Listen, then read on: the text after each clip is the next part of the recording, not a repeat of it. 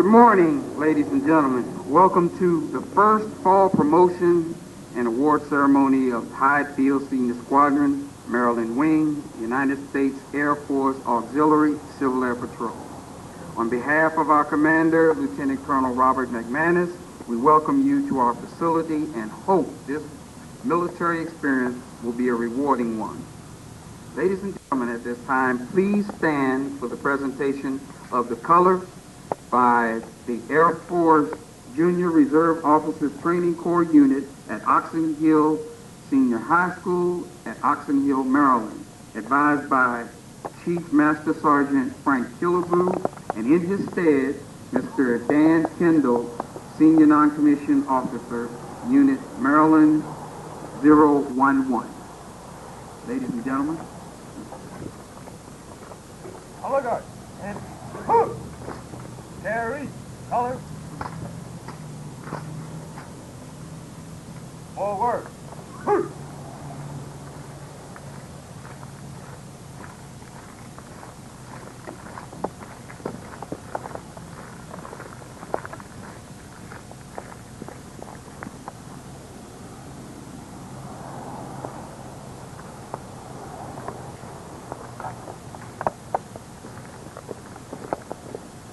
Color guard.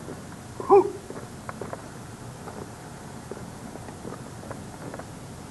Present. Hoop.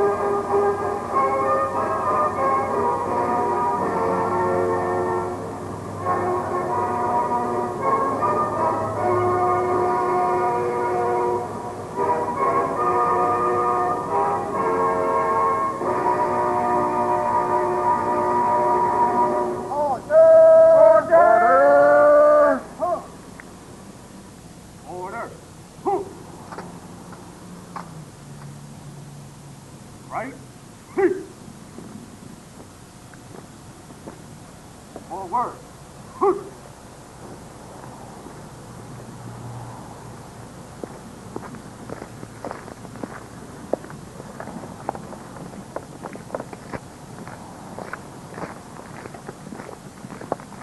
Ladies and gentlemen, at this time, we will be led in prayer by our Moral Leadership Officer and Squadron Chaplain, Second Lieutenant Herb Shannon. Please bow your head.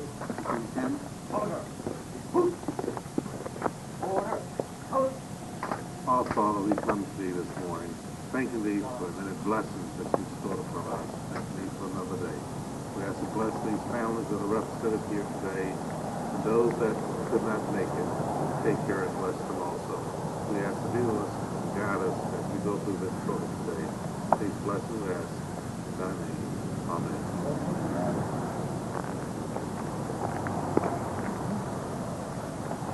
Ladies and gentlemen, you may be seated. Thank you, Chaplain Shannon. At this time, our commander, Lieutenant Colonel Robert McManus, will welcome you and acknowledge the special guests in attendance today.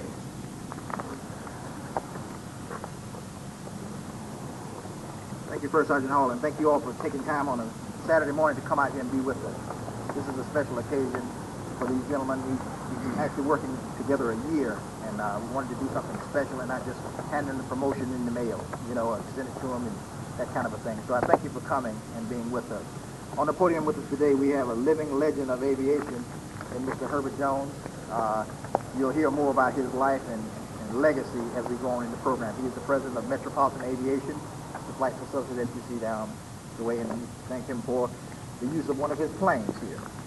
We have with us our chaplain again and moral leadership officer, Lieutenant Herbert K. Shannon, Deputy Commander First Lieutenant Edward G. Schultz, and again my right hand First Sergeant Richard S. Hall, and our adjutant today is Senior Master Sergeant Walter Tweed. Again, thank you for being with us, and we'll proceed. Bye-bye.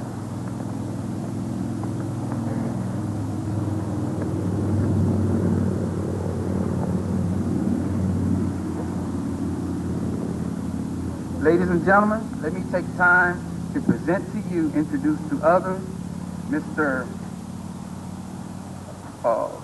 Sir? Mr.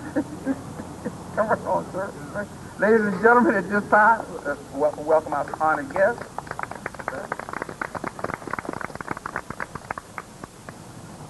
Good morning, ladies and gentlemen. It's a pleasure to be here. And I need to tell you something about your commander. I met him about 10 years ago. And he was flying in that airplane back there. And I've known Lieutenant Schultz for about 15 years. And he's an A&T mechanic. He worked on a number of airplanes that we've had. And I think that both of these gentlemen are fine folks. And so I guess that's enough. That's enough of good things about those fellows. I guess I can tell you something about myself. I started flying in 1942. I was in what we called then the CPT program, which was the Civilian Pilot Training Program sponsored by the government. And I went to Carpenter School of Aeronautics in Chicago, and that's one of the schools that was given this program. And then after that, I was drafted into the service, and then I was selected as an aviation cadet and went down to Tuskegee and went through basic and primary flight training. And after World War II, I went back to Tuskegee and got my flight instructor's rig and a commercial license and began to work for a man by the name of John Green, who ran Columbia Air Center. Now, Columbia Air Center was one of the first owned and operated black airports in the United States. The first being Airport Number 1 at Tuskegee and then Columbia Air Center. During the time I was working down there, the GI Bill was flourishing. We had a lot of people learning to fly under the GI Bill. And what happened when the GI Bill began to peter out, then the flying began to drop off. So I remember I got married, and my father told me, well, you got to get a job to make some money. Because back there, we used to sit at the airport and watch for the cars coming down the road. You know, you could see the dust from the cars coming down the road. And so, hey, we could make some money. But to make a long story short, back at that time, there wasn't very much money to be made in aviation. And then after that, I got together with some people who decided they wanted to break into the large airplane operations. So we formed what we call International Air Association. And we bought a Douglas DC-7. And we went through to get a certificate under Part 121. And most of our flights in that airplane was down through the Caribbean. And we flew to places like Jamaica, Freeport, Bahamas, and places like that. And we we were the first people of color to operate large transport airplanes, large 4-inch transport airplanes. And let's see, what else can I tell you about myself? Anyhow, I then joined CAP. After I got out of the service, I joined the reserve over here at Andrews Air Force Base, a crew carrier outfit, but there was no opportunity to fly. So I found out about CAP, and they had these Air Force airplanes. So I said, hey, this is an opportunity. So I joined CAP and became a rated CAP pilot. And we flew a lot of search and rescue missions for the U.S. Air Force. If you look down here on this thing here, you'll see some of the airplanes that we used to fly. We flew L4 and L5, and in the later years we had a C-45, which is a twin-engine airplane. So CAP gave me an opportunity to really start with flying.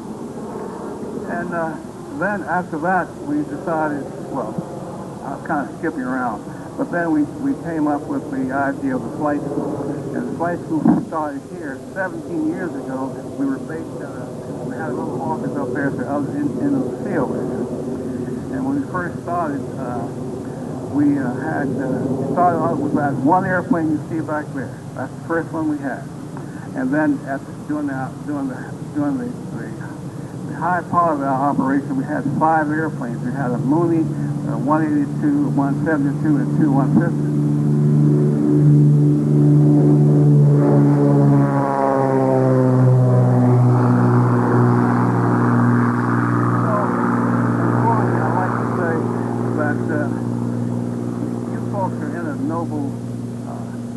Noble operation. CAP has done a lot of good things for a lot of people, and I remember they used to say that.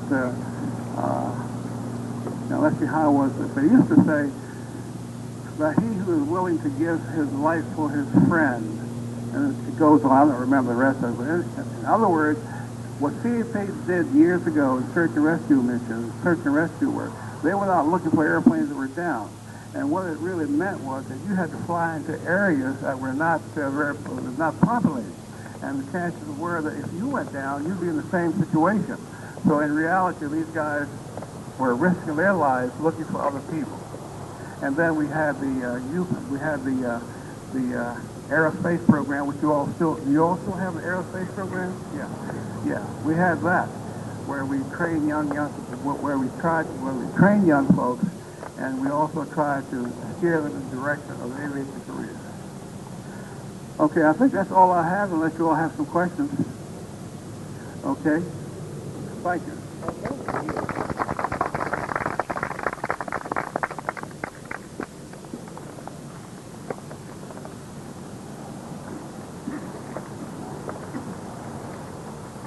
Thank you, sir.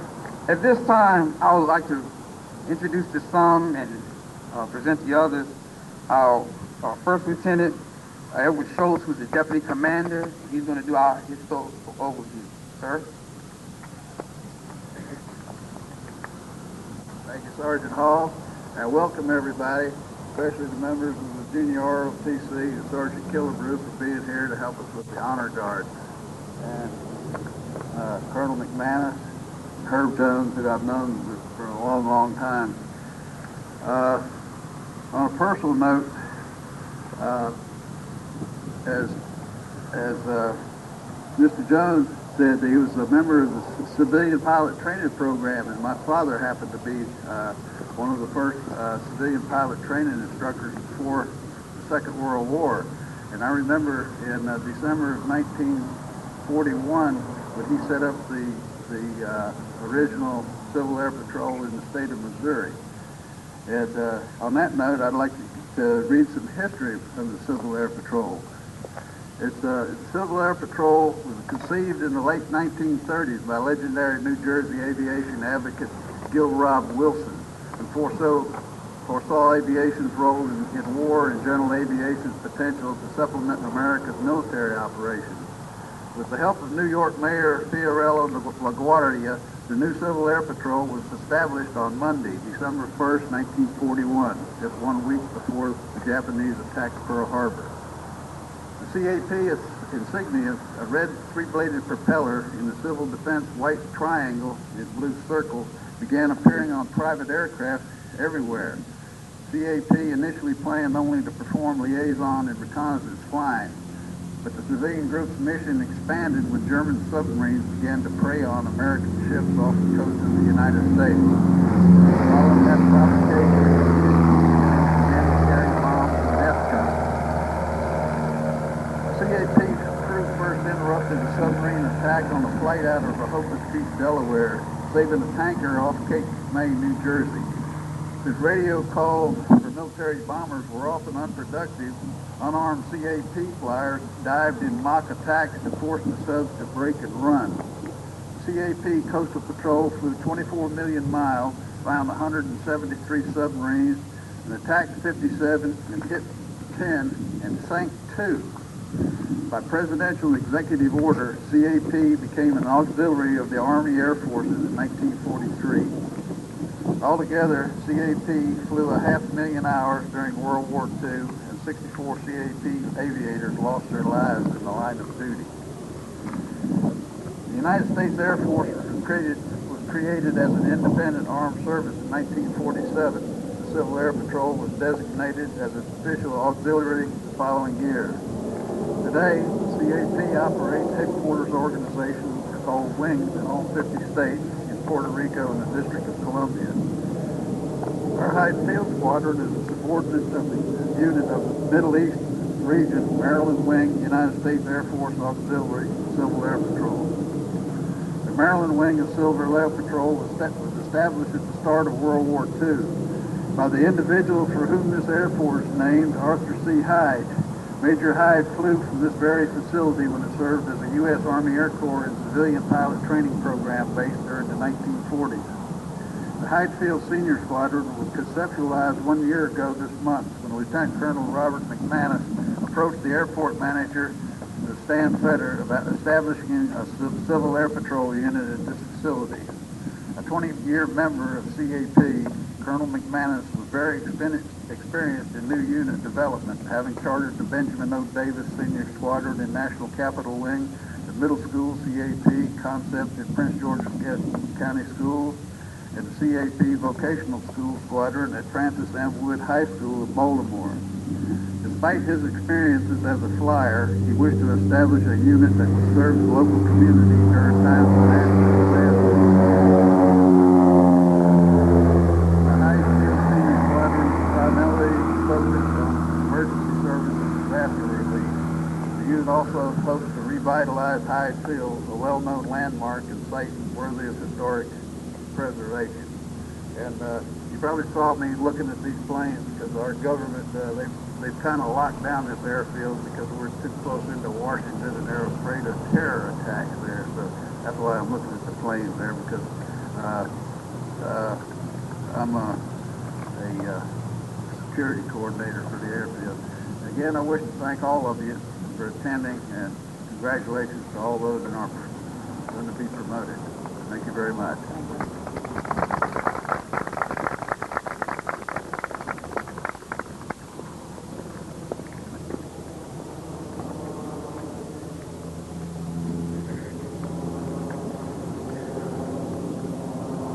Thank you, sir. The history of the Civil Air Patrol is as rich as it is fulfilling, and you all are going to benefit from the knowledge of our organization and experience. I will now return the podium to Colonel McManus as we prepare to begin the promotion ceremony.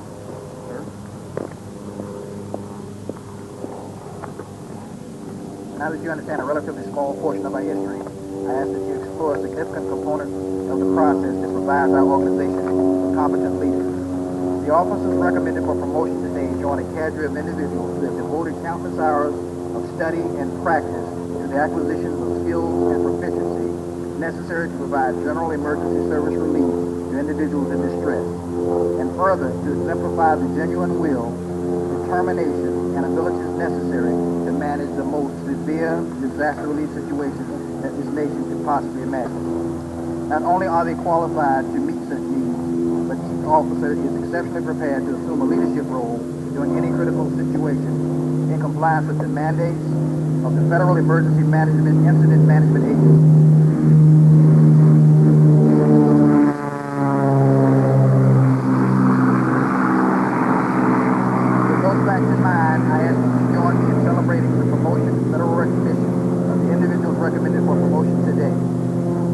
Another interesting aspect of military promotion ceremonies is the traditions that surround them. It is customary, for example, that newly commissioned officers provide a token of gratitude to the first enlisted man, a non-commissioned officer, who renders them a military salute. Today, it is fitting that each candidate will receive his first salute from our finest senior NCO, our first sergeant. We'll now begin the ceremony. When your name is called, you and your lovely lady come forward.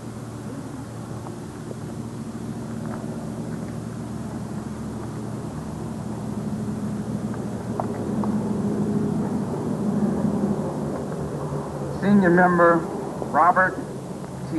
Boykins. Robert Thomas Boykins was born in Elm City, North Carolina, the son of James and Mildred Boykins. He attended public school in Elm City and graduated from Frederick Douglass High School in 1965. Upon completion of high school, he came to Washington, where he eventually accepted employment at the International Monetary Fund. After nearly 32 years, Robert Boykins retired in 2002. Today, he serves as a school bus driver for Prince George's County Public School System, which provides him opportunity to interact with youth on a daily basis, experience that he very much enjoys. In the squadron, the candidate serves as finance officer, assistant logistics officer, and as emergency services disaster relief officer. Having completed certification in general emergency services, he is married to Audrey Murphy, who is originally from Ridgeway, South Carolina. Ladies and gentlemen, I present to you Senior Member Robert Thomas Boykins, CAP serial number 376743, candidate for promotion to Second Lieutenant, United States Air Force Auxiliary, Civil Air Patrol.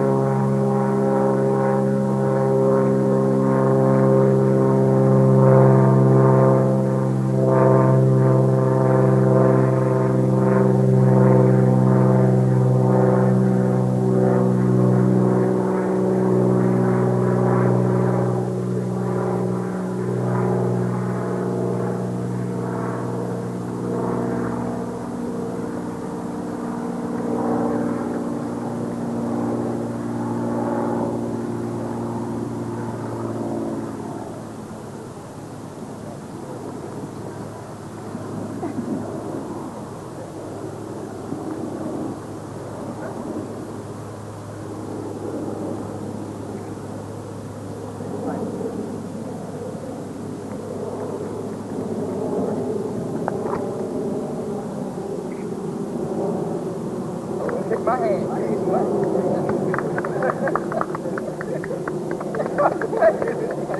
Let's give him a hand. Fill the top.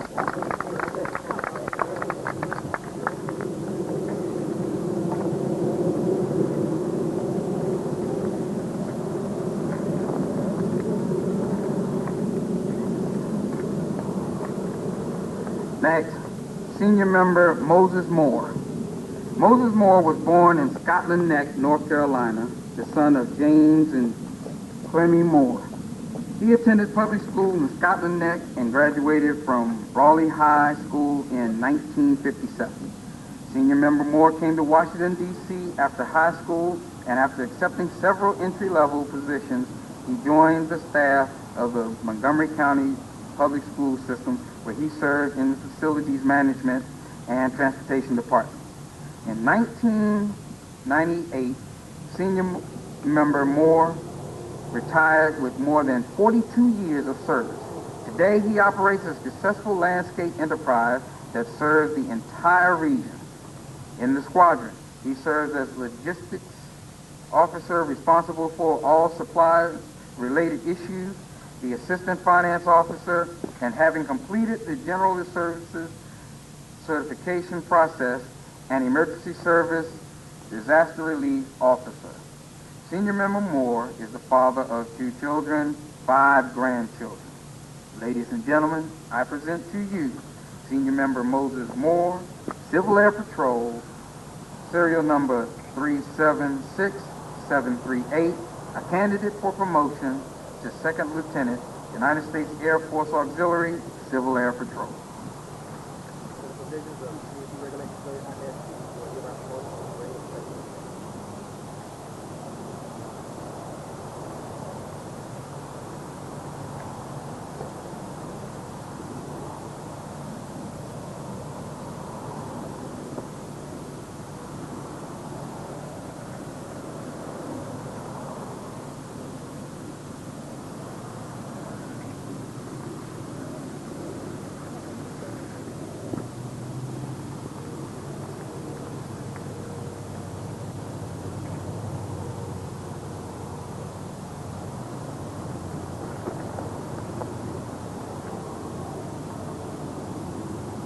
Yeah, reaching back.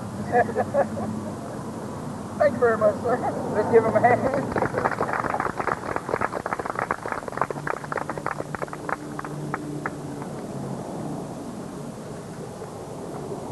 Senior member Larry L. Ritchie.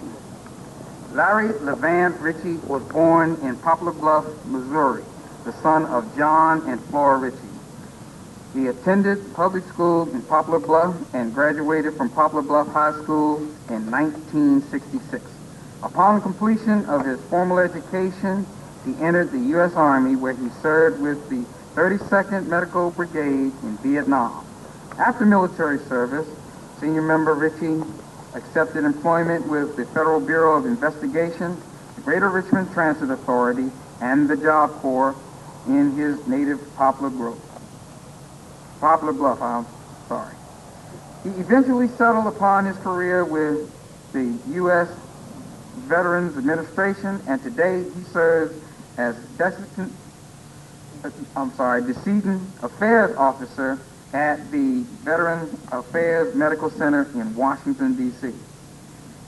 In the squadron, Senior member Ritchie serves as Public Affairs Officer, tasked with the responsibility of interacting with all media personnel during actual crisis situations. Certified in General Emergency Services, he also serves as Emergency Services Disaster Relief Officer. Ladies and gentlemen, I present to you Senior Member Larry L. Ritchie, CAP serial number 376737, a candidate for promotion to Second Lieutenant, United States Air Force Auxiliary, Civil Air Patrol.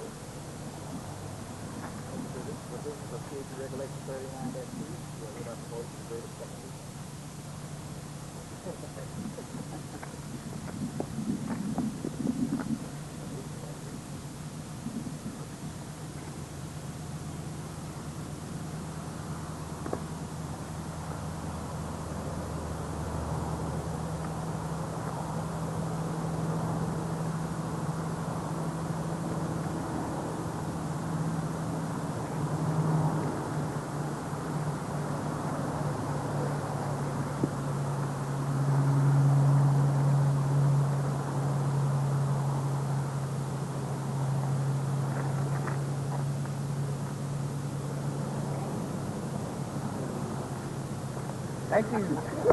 Let's give him a hand.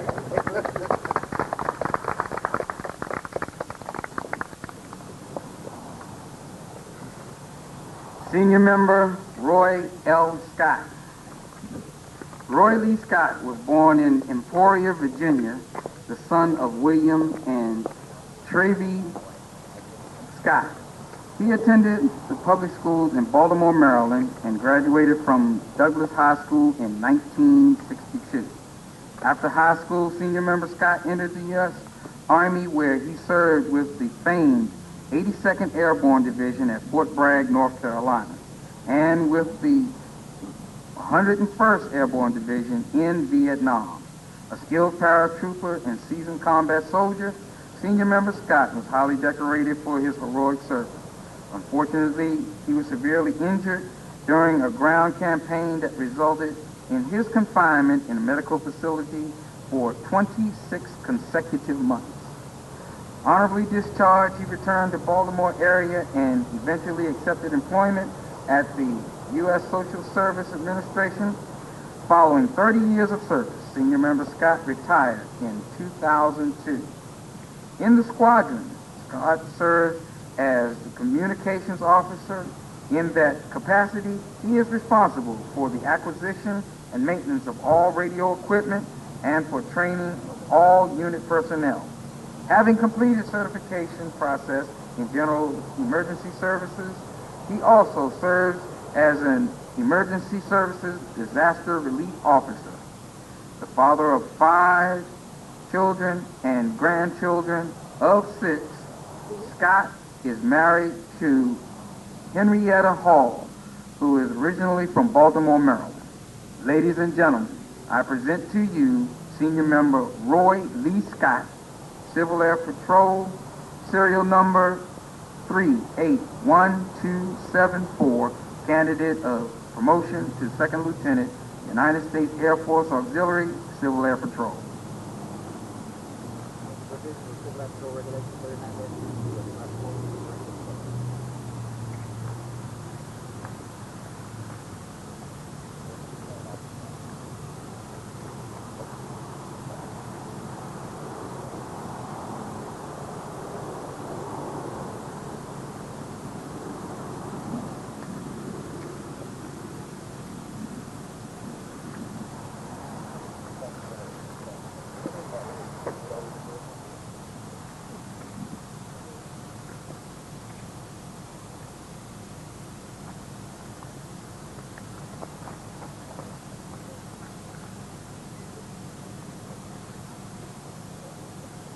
Yeah, good man.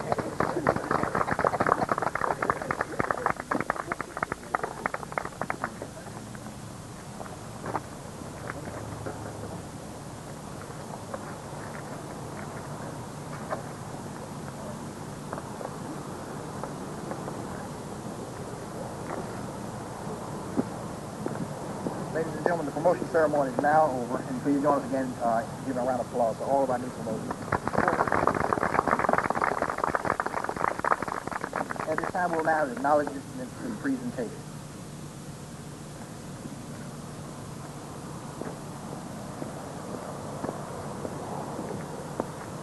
I had to keep them hidden so they wouldn't see it.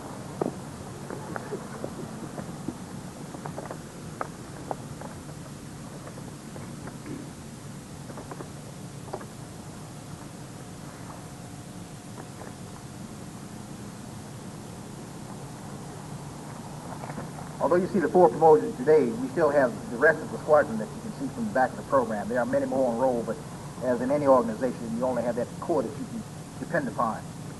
So I'm going to begin an alphabetic presentation of certificates of appreciation to an individual.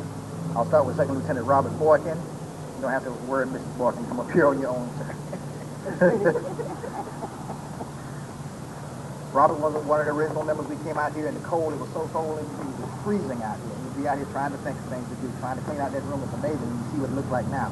But he did a lot. We went through it all together. And as always, he's just reliable and dependable as he can be. That's his reputation at church, old reliable, and that's what he is. The citation says, certificate of presentation presented to Second Lieutenant Robert T. Boykin, CAP, for outstanding support during the establishment of Hyde Field Senior Squadron, Maryland Wing, United States Air Force Auxiliary Civil Air Patrol, this 9th day of October 2004.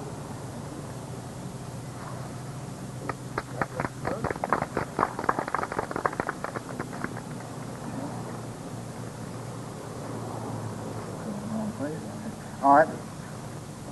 Second Lieutenant Larry L. Ritchie from Ford. I didn't know Larry before we started this, and I was fortunate when I was introduced to him. And since then, he has always been with us. He really was out here.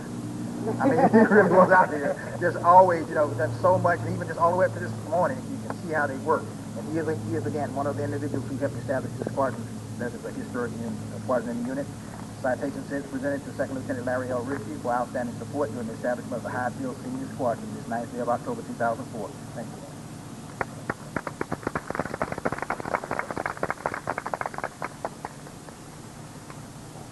Second Lieutenant Roy L. Scott.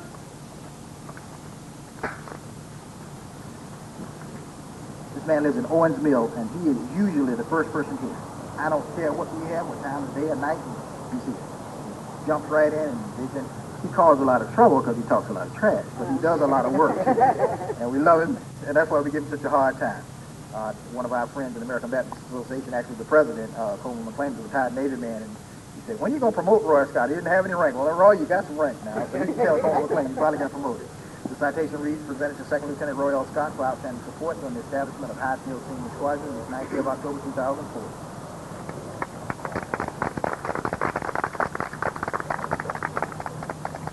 We're very fortunate to have a chaplain. It's very rare to find a chaplain. Most ministers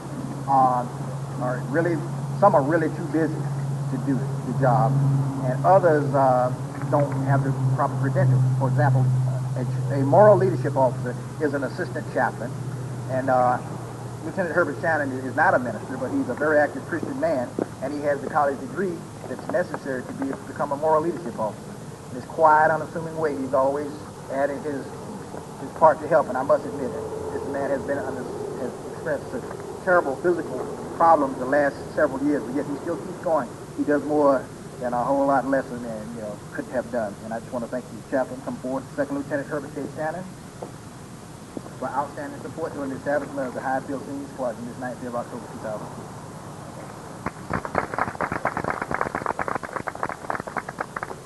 And I'd like to, the last certificate of appreciation goes to Senior Master Sergeant Walter W. Tweedy. He too is one of the original core members of the organization, and he comes and lends in even today. He's working with, as our adjutant. The certificate of appreciation is presented to Senior Master Sergeant Walter W. Tweedy, Civil Air Patrol, for outstanding support during the establishment of Highfield Senior Squadron this 9th day of October 2004. In Civil Air Patrol, as a senior NCO, an individual has he can stay a Senior Master Sergeant, or he can accept his commission to Second Lieutenant. He made up his mind this morning. I think he's going to accept his commission. And so he will be, from this day forward, Second Lieutenant Walter W. Tweedy. Thank you.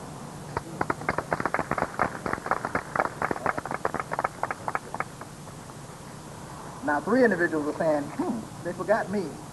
I intentionally didn't call your name because there are 3 levels of membership in Civil Air Patrol, actually 4 when you count cadets. But as adults, you have the senior members, you have non-commissioned officers, and you have the commissioned officers. And as this is our year anniversary, I wanted to acknowledge 3 individuals who serviced, while everybody did a wonderful job, theirs was above and beyond, in my opinion. And they are the Squadron Senior Member of the Year, the Officer of the Year, and then the non-commissioned Officer of the Year. I'll start with the Officer of the Year. When I initially called to Hyde Field, the person answered the phone was Ed Schultz.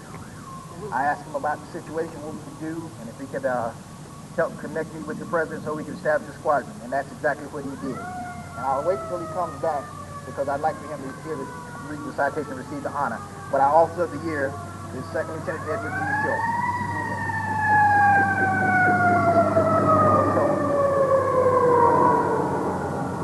Our Senior Member of the Year is Second Lieutenant Moses Moore.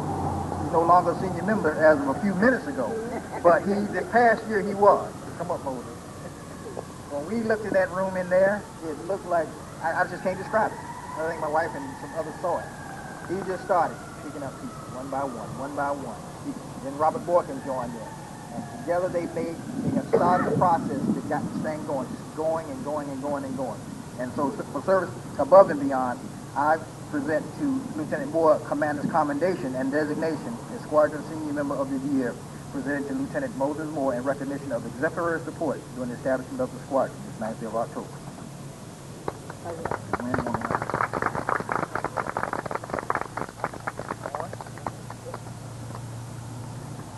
I was trying to save this one for last, but Ed is Ed is the security coordinator for this airport, and after 911, they're very, very touchy about who does what, who comes and goes in the plane. That's why he's on the run, and that's why he had a phone here. So please understand that. But I don't think anybody can argue who the wheel in the middle of this wheel is in this unit. Top. Top is a term of endearment given to the top, meaning the highest ranking sergeant in a unit. Thus the term top. You say, what do you call this guy top? Is he a Duncan? No. That means top sergeant, and that's what he is. He's done everything. I mean, he never stopped. The other day he called me, hey, sir, I got a phone number. Our new number is 301-297-9CAP. I mean, he does everything. He got the furniture, he does all of that stuff. He's doing and painting and everything. He's always doing everything, always counting him for any time. It's like you think he gives it and breathes it. And Mrs. Hall, thank you for letting us have it, because I tell you, he's just done it really amazing. Tom has just done so much for this unit. And he's definitely the Squadron Non-Commissioned Officer of the Year. And I thank you for all you do. So, First Sergeant, guys, let's give this guy a big hand. All right.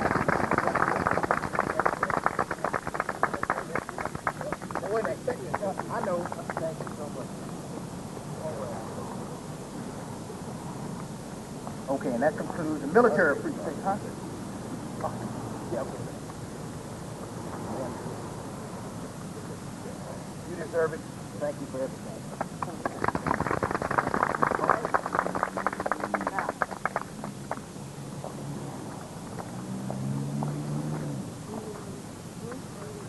Customary for a unit to honor the host In this case, it's Fetter Aviation and its president, Mr. Stan Fetter. He would have been with us today, but they do traffic pilot duties. They fly around. Somebody was out, he had to go fly.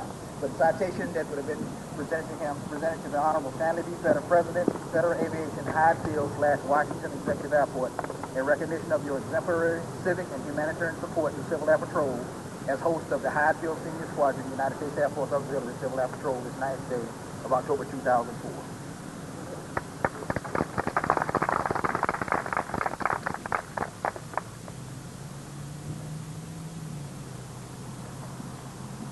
And our last presentation is what I think a very significant one.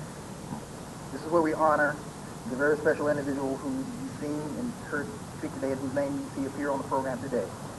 I'll read a biographical sketch. He was kind of stealing my thunder when he was telling some of his things because I have it all written out, but I'm going to give it to you in a systematic format. He's as modest as he can be looked at. He doesn't want to, he's not going to hurt, sir. You deserve it. Herbert Harris Jones, Jr. was born and reared in Washington, D.C., where he graduated from Dunbar High School. He entered Howard University upon the completion of his secondary education and subsequently traveled to Chicago when our nation extended the call for candidates in the civilian pilot training program as a result of World War II. After successfully completing that program, young Jones headed for Alabama, where he trained with the famed Tuskegee Airmen. There he followed in the footsteps of renowned African-American aviators such as Chief Anderson and Benjamin O. Davis, Jr., both of whom blazed the trail for many. Fighter pilots under the command of then Colonel and later General Benjamin O. Davis went on to earn the respect of all, and their exploits both inspired and encouraged pioneers such as our honorees here today. After World War II, Herbert Jones returned to his beloved Tuskegee Institute, where he enrolled in commercial pilot and instructor courses. That milestone is the single event that has eventually resulted in a stellar 60-plus professional aviation career. Experienced and highly trained, our honoree returned to Washington to practice his well-known skills. In this area, he was quickly hired by another aviation pioneer, Mr. John Green, one of the first African-American pilots in airport management in the nation. Together, the two operated the old Columbia Air Center located in Croom, Maryland. That institution was one of only a very few that would allow black pilots to train or fly there. After several successful years at Columbia Air Center, Herb Jones accepted a position as a corporate pilot for a fishing company that operated along the eastern seaboard, another rarity for an African-American pilot at the time. In that capacity, he flew crews from Ocean City, New Jersey, to Savannah, Georgia on a regular basis. Flying Cessna 195, our honorees amassed an enormous amount of aerial hours, all the while further perfecting the craft that appears to have been his natural calling. Always the entrepreneur, Herb Jones eventually joined forces with other like-minded individuals via International Air Associates. That organization operated an air transport service that served the Caribbean islands. Year-round, International Air Associates flew vacations throughout the islands, sometimes in very poor weather conditions. Regardless, that organization provided opportunities for many passengers and pilots alike who may never have experienced the joys of a Caribbean visit, and as usual, Herbert Jones remained at the top of the pilot's roster. In 1987, our honoree established Metropolitan Aviation. Still in operation today, the organization remains one of the most prominent, if not the primary flight school in our area that trains African-American pilots. The renowned Cloud Club 2 Flying Club is a subsidiary of the organization. That entity was named in honor of the original Cloud Club, one of the first in the nation that was open to African-American pilots and students. Today, Metropolitan Aviation provides a range of services to its clients and serves as a veritable melting pot of students from across the metropolitan Washington region. Throughout his busy and illustrious career, Herbert Jones set aside time to donate his expertise to several civic, educational, and community organizations, most noteworthy of which was Civil Air Patrol. He joined Civil Air Patrol in 1951, having enlisted as a cadet in the National Capital Wing in Washington, the only in the nation that would admit blacks. At every opportunity, our honoree participated in Civil Air Patrol activities. He served at the squadron level and later accepted command of a group. He eventually went on to serve as the headquarters staff at Bolling Air Force Base, where he held the position of Director of Operations before his retirement in 1979. Few words adequately describe the significant contributions to aviation made by our honoree. Despite success in many areas of aviation, he continues to impart knowledge acquired during decades of actual hands-on practice. The first time I visited Hyde Field was to complete an orientation flight with my prospective flight instructor, the well-known and honorable Mr. Herbert Jones. That summer afternoon in 1987, I met the gentleman who joins us today and fondly recall his patient, calm demeanor, despite enough knowledge to be the most arrogant individual on the face of the planet. He has remained that person these many years, and I am very honored to know such a man. Ladies and gentlemen, please join me in recognizing a heretofore unsung hero who has literally trained hundreds of individuals to fly, consistently added to the body of aviation knowledge, and quietly donated thousands of hours of his time and resources to ensure that any who wish to fly would have the opportunity to do so. I present to you an educator, an entrepreneur, an aviation pioneer, and most of all, humane and caring gentleman, the Honorable Herbert Harris Jones, Jr., a living legend of Maryland aviation. Squadron, attach, hut. Please, dead. Huh. Order. Huh. Come forward, sir. I present this to you on behalf of the High Field Squadron.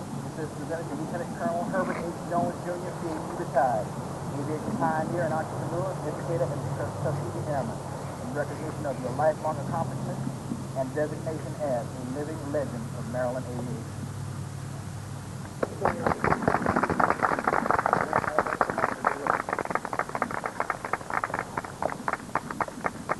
I have to say something. This is really a very, very moving tribute, and I was just wondering who McManus was talking about. So I guess now I can go out here and walk on water. Thank you folks very much, and I was very, very proud to have been asked to participate in this program. Thank you.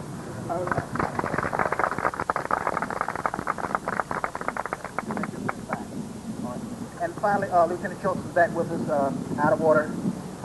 Ed, I was letting everybody know the 3 levels of membership: Senior Member of the Year, Non-Commissioned Officer of the Year, and the Officer of the Year. And it's my pleasure to designate you as the High Field Officer of the Year for your work in helping to establish the squadron. Just thank you for all that you've done. And with that comes the Commander's Commendation Medal. Right.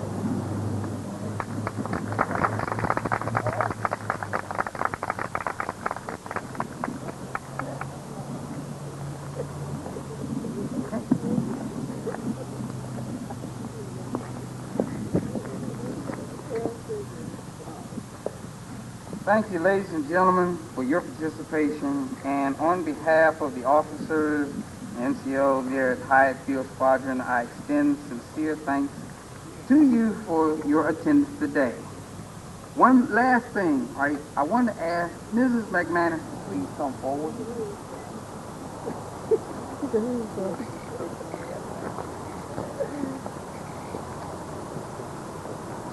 Ladies and gentlemen, this charming young lady right here is the wife, you all know already, of my commanding officer. And the wonderful things that I know that he has done have been because of her. And of course, you know that behind every good man, there's a great woman. Okay. So I had to say that on behalf of y'all, right? So at this time, I would like for you to give Ms. McManus applause. Has so graciously prepared a wonderful repast for us.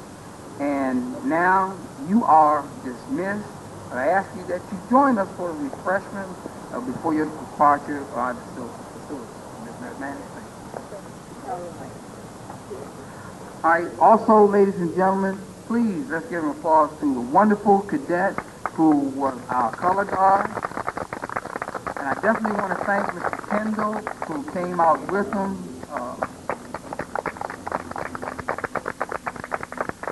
Ladies and gentlemen, we are dismissed. Y'all folks eat, because I'm hungry. At this time, could we all... For the presentation, the rewards that were given today. Bless this group of people who came out here today. I go with and guide and be with us as we continue our daily activity, as we go back to our various homes. We ask you now that you will bless the foods and prayers for our nourishment of our bodies. We ask these blessings in thy name. Amen.